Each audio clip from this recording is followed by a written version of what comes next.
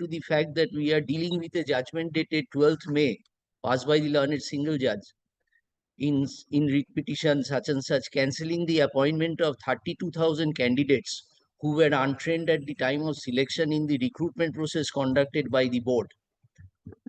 It was also inter alia directed that the board to immediately arrange for a recruitment exercise for the candidates who were untrained within a period of 3 months. Assailing the said order, it went up to the intra-court appeal, wherein an interim order was passed against which Supreme Court was approached. Supreme Court relegated the matter for fresh consideration of all the issues upon allowing the addition of party. The matter involves cancellation of appointment of 32,000 primary teachers who have rendered uninterrupted service till the date in different primary schools all over the state. It has been alleged inter alia that the board committed fraud and the recruitment process was not conducted as per the West Bengal primary teachers recruitment rules of 2016. Whether such circumstances would warrant a zero tolerance approach, or as to whether it would be iniquitous to interfere with such appointments, had compelled us to pause, ponder, and confer anxious consideration upon the same, which would require untangling of a complicated mesh of competing rights. So we went on to record the submissions as have been advanced by the learned counsels appearing for the appellants. Mr. Dotto was there, Mr. Anindo Mitra, Mr. Jayanto Mitra, Mr. Kollan Bandyopadhyay, then Mr. Abhrotosh Mojumdar, and the other counsels. Pardon us if we have missed some dates, it is there. We have also recorded the contention of Mr. Ashok Banerjee, Mr. Saptang Subhasu, Mr. Pratik Dhar,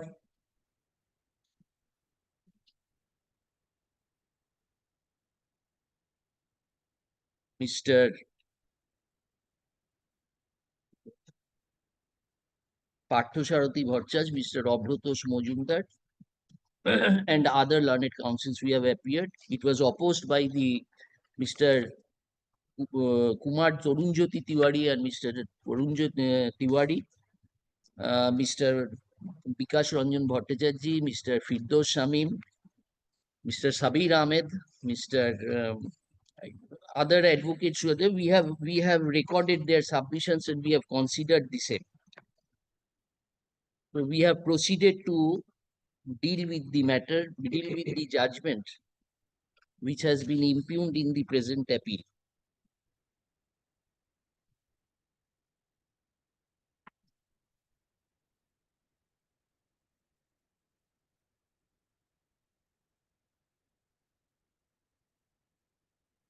The findings of the learned single judge can be culled out from the impugned judgment are as follows. No aptitude test was held. There was no formal engagement letter for acting as an interviewer, nor any guideline for awarding marks for aptitude test.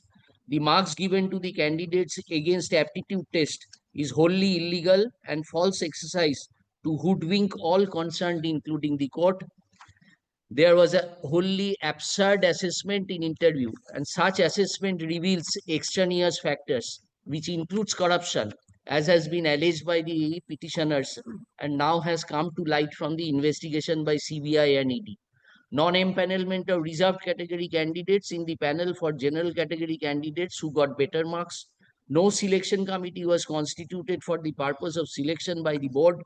An outside agency was engaged, and the board and its officials, including the former president, conducted the whole affair as that of a club, and jobs were actually sold to candidates who had the money to purchase the employment, and that lastly the recruitment scam, stinking rats are being smelt.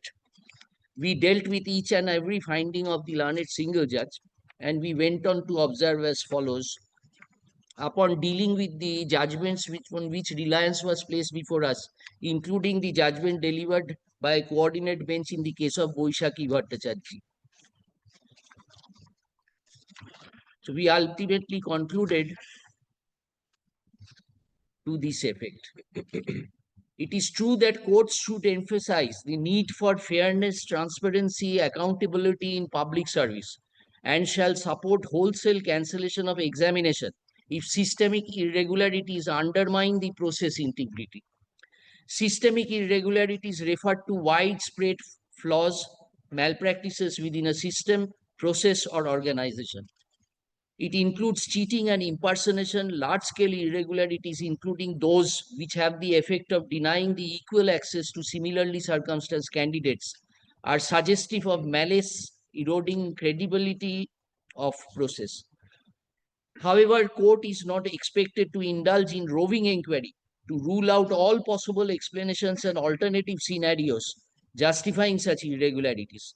There is a difference between a proven case of mass cheating in a board examination and unproven imputed charge of corruption.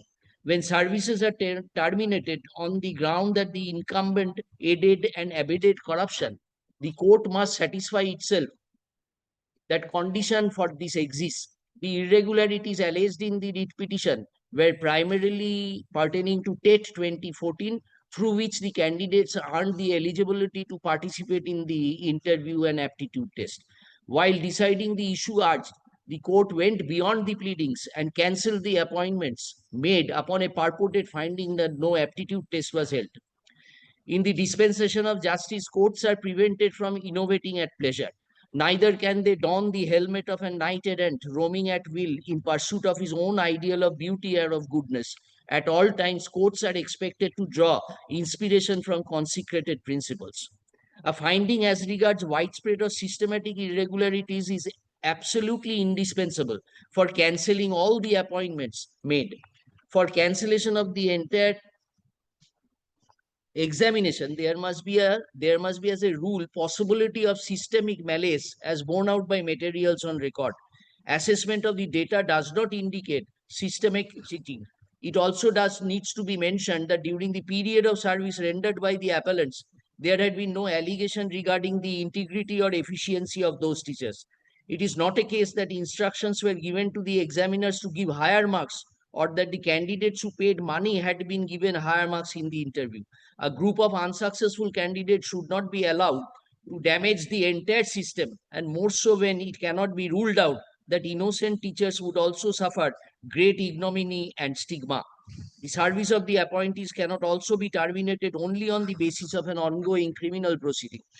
Reliance has been placed upon the charge sheet and supplementary charge sheets by the writ petitioners. In the same, the investigating agency observed categorically that appointment letters were issued upon receiving recommendation letters from the board. Findings arrived at by investigating authority would not reveal that the appointed candidates were involved in any corrupt practices. Upon investigation, it was ascertained by CBI that irregularities exist in respect of 264 candidates who were given grace marks and were identified. Additionally, 96 candidates also did secure qualifying marks were appointed and they were also identified. Subsequently, these 96 candidates were terminated, but they are still continuing service on the strength of order passed by the Honorable Supreme Court. In view of such identification, the allegation of fraud and corruption pertaining to the entire recruitment process is not sustainable. It is the impact of the action that would define the nature of the procedure that is to be adopted. The effect of any direction for re-examination at this stage would have a dissimilar impact upon the appointees. Any such direction for re-examination would fail to secure fair play in action. A job taken away after about 9 years of service would indisputably cause insurmountable inconvenience to the appellants, and their survival along with their family members would be at stake. In such circumstances, and considering the enormity of the impact, we are not inclined to uphold the cancellation of appointment of 32,000 teachers who have worked in the post for a long period. For the reasons as discussed, the judgment impugned is set aside and all the appeals and the connected applications are disposed of. Grateful, Mala. And we are paying for stay of operation. Not we are opposing, Mala. Murad, I am deeply obliged to losses, deeply obliged. After delivery of the judgment, Mr. Tiwari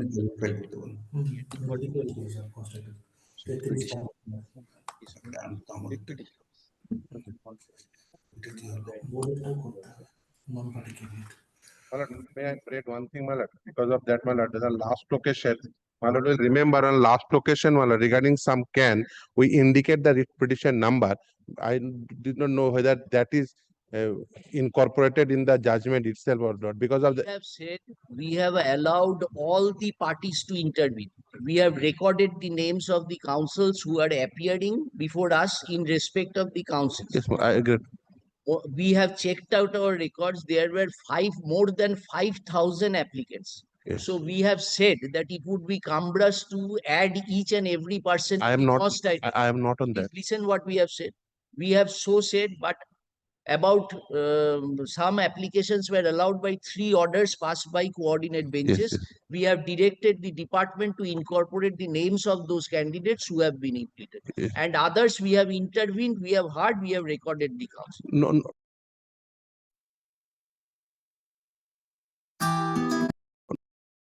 No, my lord, I am not on that, my lord. Because of that, my lord, some of the whose writ petition is pending. In the instance of that, my lord, they, by mentioning their writ petition, they says our writ petition is pending on the grounds Yes, of. yes, we have discussed that. The grateful, my lord. I am We have discussed, we Yes. have said that writ petitions are independently. pending. Independent. Yes, writ my lord, petitions that's are- enough. Independent writ petitions are pending and that will be decided as per their merits. Grateful. That's Mr. Tiwari,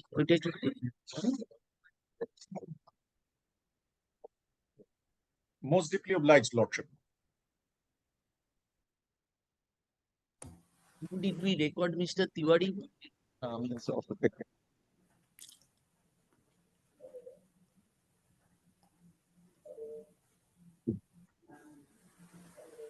This one.